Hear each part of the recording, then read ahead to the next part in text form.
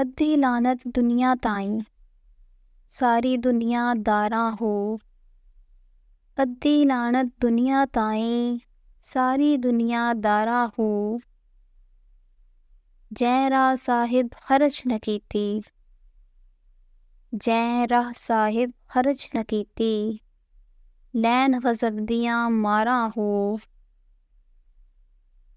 प्योवां कोलों पुत कुहावे, प्योवां कोलों पुत कुहावे, बठ दुनिया मक्कारां हो।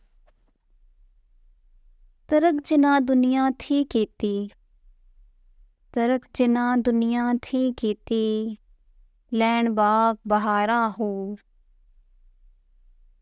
सुल्तान बाहू दी इस शायरी दा उर्दू तर्जमा है। आधी दुनिया लानत पर है, दुनियादार पे सारी हो।